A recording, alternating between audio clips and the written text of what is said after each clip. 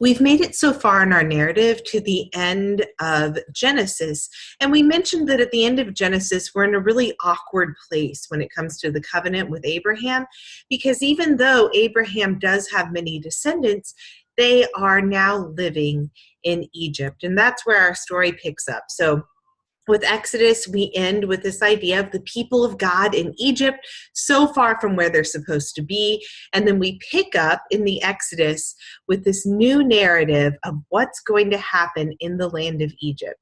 They're not in the place that they're supposed to be. So you should kind of know, ooh, things might not go so well for the people while they're there. So we start our narrative right over here. We find out pretty quickly early on that the 12 tribes have moved down to this area called Goshen. Here it is. They're supposed to be up here, right, in the land of Israel, but they've made their way all the way down and they've settled in the land of Goshen. And for a certain matter of time, things go pretty well for them. They end up being in Egypt for 400 years, according to the narrative. And at some point in time, things turn south. So the people of God are living in Egypt. They're multiplying. There are many, many people, and we're going to find out that that becomes a problem. So we're going to set the stage in Exodus 1. I'm going to read to you. I might read to you the whole thing. I might just go for it. But we're in Exodus chapter 1 in verses 8 through 14. Now a new king arose over Egypt, who did not know Joseph. Now, right there, if you're keeping with this mini-series idea, you should hear dun, dun, dun, or maybe like a telenovela or something like that. A new king arose over Egypt who didn't know Joseph. So Joseph had been within Egypt, kind of a big deal, right? So this is what had preserved the people of God for this certain amount of time. But now, we've got a new king that doesn't know Joseph, and he said to his people, look, the Israelite people are more numerous and powerful than we are. That's a problem. Come and let us deal shrewdly with them, or they will increase, and in the event of war, they're going to join our enemies and fight against us and escape from the land. So his purpose is to keep them in the land. Therefore, this is how the people of God become enslaved in Egypt.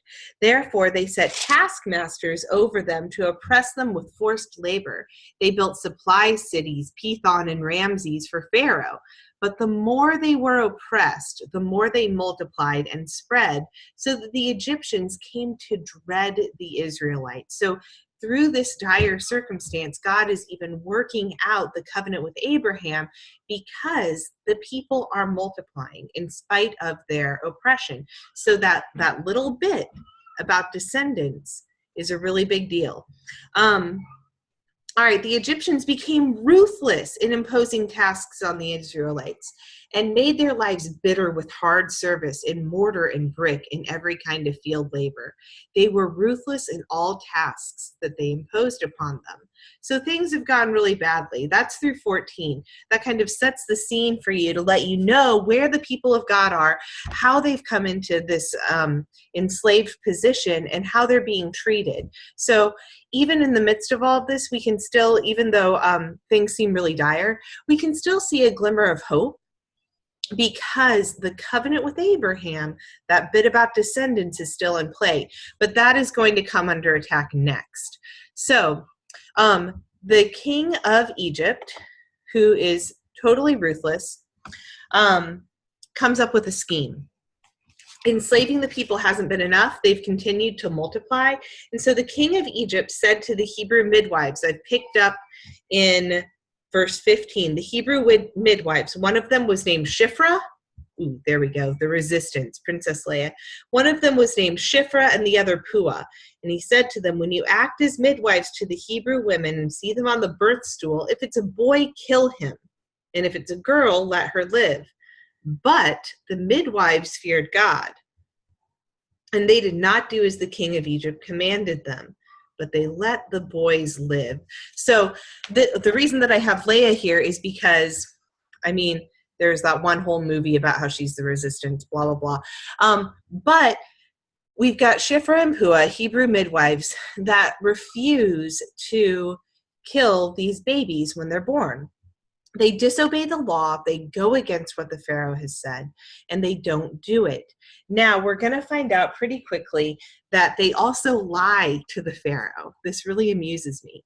So they disobey the Pharaoh. They don't kill the baby boys because they fear God, and then Pharaoh calls them into account in the next couple of verses, and says, hey, why have you let the little boys live? And I'm at verse 19. The midwife said to Pharaoh, because the Hebrew women aren't like the Egyptian women. They're vigorous and they give birth before the midwife even comes.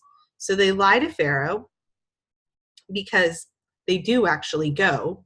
The women are not giving birth before they get there. The Shiphrah and Puah are choosing not to kill the babies.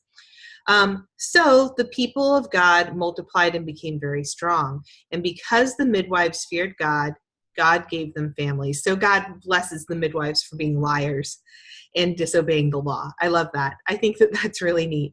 Kind of goes against maybe what we've heard in church pretty frequently. But that's not it. We're going to get yet another part of this ruthless plan. When it doesn't work to have the midwives kill the babies, Pharaoh decrees that, this is verse 22, every boy that is born to the Hebrews shall be thrown into the Nile. Now, chapter 2 starts with the story of this Levite woman named Jochebed. And Jochebed is also going to disobey the law. That law about throwing babies into the river, but she's crafty about it. She doesn't just go, I'm not going to throw my baby into the river. Instead, she does something pretty amazing. Jochebed conceived and bore a son, and when she saw it was a fine boy, I love that. She's like, oh, here's a baby. Wow, it's really fine. I don't know what that means, but it's pretty awesome. When she couldn't hide the baby any longer after it was 3 months old, she got a papyrus basket for him and plastered it with bitumen and pitch, and she put the child in it and placed him among the reeds on the bank of the river. So she's not necessarily disobeying the Pharaoh. She did put her baby in the river. She just also put him in a basket so that he wouldn't be killed. So this is meant to represent either Jochebed or Shiphrah and Puah. I don't know which, but maybe like some sort of strong woman that resists male authority. Anyway, all right. So, and his sister, Miriam, the baby's sister, stood at a distance to see what would happen to the baby that had been set adrift. Then the daughter of Pharaoh, yet another woman that's going to resist Pharaoh, came down to bathe in the river. And while her attendants walked beside the river, she saw the basket was among the reeds, and she sent her maid to bring it. When she opened it, she saw the child. He was crying, and she took pity on him. This, she said, must be one of the Hebrews' children. She knew. So she pulls this baby that is crying up out of the water, and she knows that it's a Hebrew baby. And yet, look at what she does next. The sister, Miriam, said to Pharaoh's daughter, Moses' sister, shall I go and get a nurse of the Hebrew women to nurse your child for you? So this baby's going to need milk, right? So she's going to need a wet nurse. Pharaoh's daughter said, yes. So the girl went and called her mom. She called Jochebed and said, hey, mom, the princess found the baby and wants you to be the wet nurse, which is just amazing. Pharaoh's daughter said to her, said to Jochebed, take this child and nurse it for me, and I'll give you wages. So Jochebed even gets paid for this. So the woman took the child and she nursed it. And when the child grew up, she brought it to Pharaoh's daughter, and Pharaoh's daughter took this child as her son. She named him Moses because she said, I drew him out of the water. And Moses means drawn out of the water. So this is just an amazing story of a terrible and ruthless king who is trying to diminish the size of the Israelites through these tactics, and yet he's not successful. And these these brave women, these 5 brave women, are actually all a part of God's plan to preserve the people of God, even in this really terrible circumstance. That's what I love about this story. So the promise to Abraham still stands in spite of the fact that Pharaoh wants to stop it.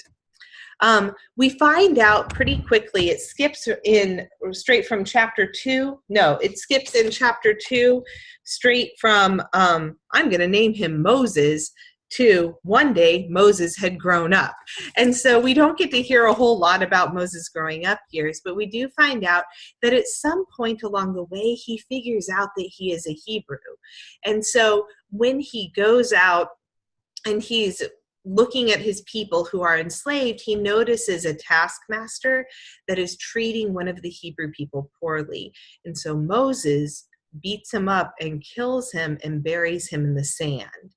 And when Pharaoh finds out, Moses fears for his life, and so he goes on the run, and he runs into the desert. Yet again, our theme of exile, right? He can't stay in Egypt where he was, but instead he goes out into the wilderness, and it's in the wilderness that we find that God talks to Moses.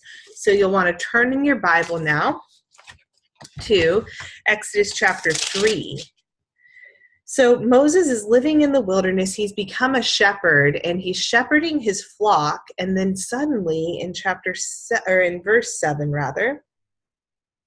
the Lord says to Moses, I have observed the misery of my people who are in Egypt. I've heard their cry on the account of their taskmasters. Indeed, I know their sufferings, and I've come down to deliver them from the Egyptians and to bring them up out of the land into a broad land, a land flowing with milk and honey, the land of the Canaanites. And so now we're revisiting this part of the promise, that land part. God says to Moses, hey, I have heard my people struggling. I've heard them struggling in Egypt, and now I am arriving to bring them up out of Egypt into Canaan where they belong. This is a big deal.